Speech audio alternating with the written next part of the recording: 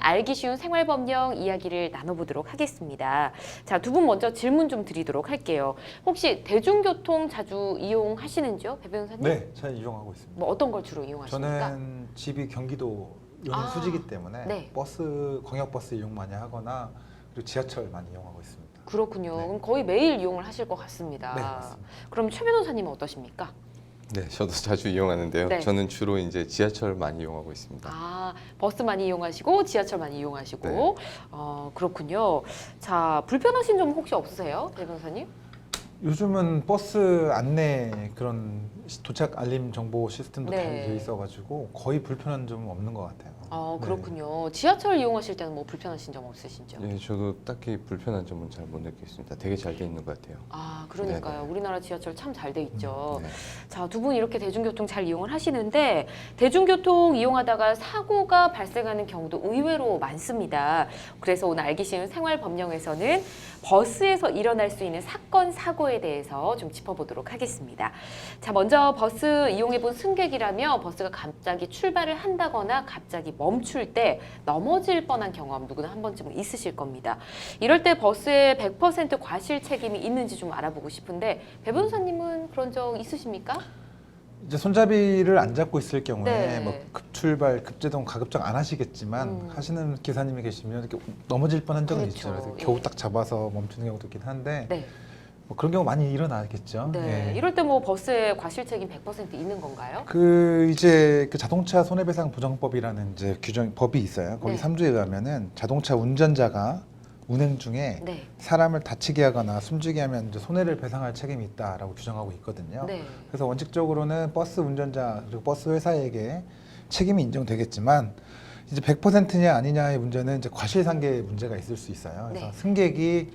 승객도 이제 버스가 운행하다 보면 사고를 당할 수도 있으니까 방지할 이런 의무가 있거든요. 네. 손잡이를 잡는다든지 벨트를 찬다든지 그 사고 방지 의무가 있는데 이 의무를 게을리했을 경우에는 네. 법원이 그 승객의 과실로 참작을 해서 아, 10% 정도. 네.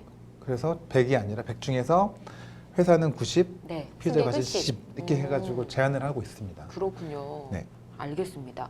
근데 또 그런 경우도 있지 않습니까? 도착지에 다 와가면 자리에서 일어나서 미리 출입구 쪽으로 가 있는 경우가 굉장히 많게 되는데 이런 경우도 사고가 굉장히 많이 발생을 하거든요. 이때도 승객 과실이 좀 인정이 되겠네요. 비율이 좀 달라질까요? 예, 그렇습니다. 보통 버스 손잡이를 잡지 않고 있다가 버스가 갑자기 멈춰 다친 경우 법원은 아까 배 변호사님께서 말씀해 주신 것처럼 이제 10% 정도 책임을 묻고 있는데요. 네. 그러나 일부의 경우에서는 이제 승객의 과실 책임을 30% 정도까지도 인정하는 경우가 있습니다. 지난 2005년 대구에서 버스가 완전히 멈추기 전 자리에서 일어나 손잡이를 잡고 있지 않다가 넘어진 사람에 대해서 30% 정도의 과실 책임을 인정한 적이 있고요. 네. 또 2016년에도 비슷한 판결이 있었는데 80대 노인이 운행 중이던 버스에서 하차할 정거장이 다가오자 미리 일어나서 출입문 쪽으로 걸어가던 중 갑자기 차가 흔들리면서 넘어져서 크게 다치는 사고였습니다. 예. 이 사고에서 법원은 이제 두 사례 모두 버스 측의 책임을 인정하면서도 이제 빠른 속도로 운행 중인 버스에서 네. 아무런 대비하지 않고 내릴 준비를 하다가 사고가 발생했으니까 이제 승객 측에서도 상당한 책임을 부담하는 것이 맞다라고 네. 판단하였습니다. 그렇군요.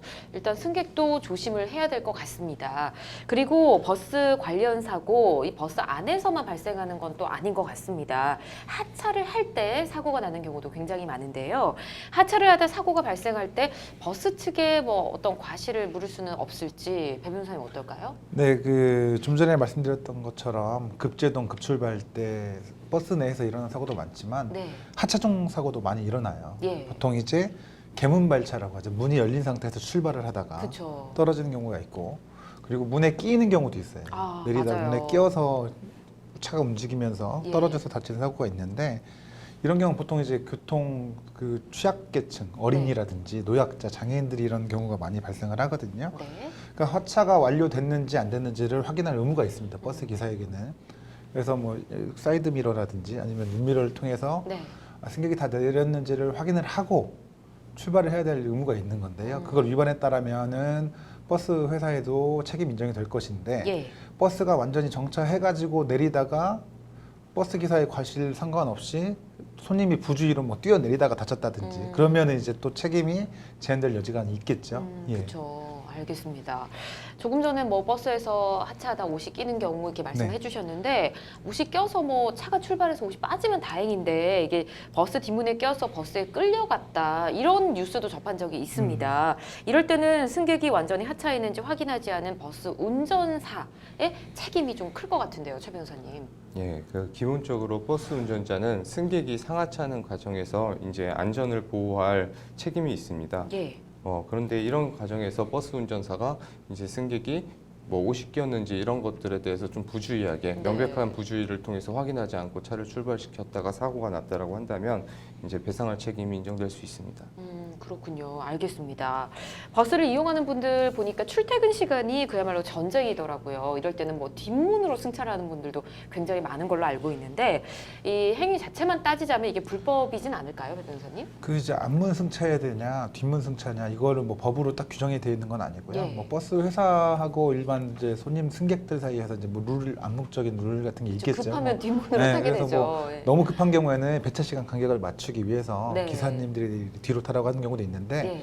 그런 경우에는 문제가 되지 않을 겁니다. 음. 다만 이제 그 혼잡한 시간에 버스 뒷문으로 타가지고 예. 운임을 지불하지 않은 경우, 네. 그걸 우리가 이제 부정 승차라고 하는데 네. 이 부정 승차에 해당하는 경우에는 그 운임하고 그 운임의 30배에 해당하는 금액을 합산한 금액을 예. 내야 됩니다. 그렇군요. 예, 그래서 그건 주의를 하셔야 됩니다. 예.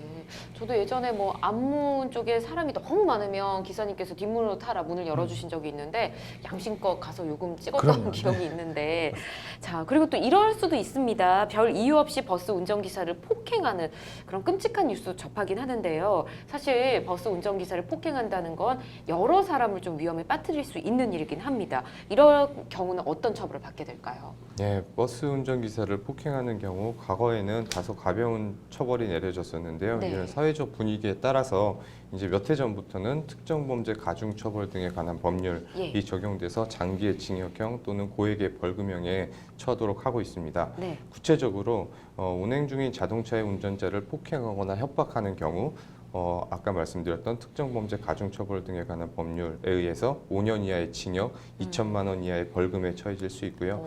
운전 중인 자동차의 운전자를 상해에 이르게 한 경우에는 네. 3년 이하의 징역, 유기징역에 처하고 사망에 이르게 한 경우에는 무기 또는 5년 이상의 징역에 처해질 수 있습니다. 잘 알겠습니다. 처벌 또한 가볍지가 않습니다. 버스 기사를 폭행하는 행동은 절대로 해서는 안 되겠고요. 또 안전을 위해서 버스로 이동을 할 때는 승객도 안전주의를 지킬 의무가 있으니까 손잡이를 꼭 잡으시기 바랍니다.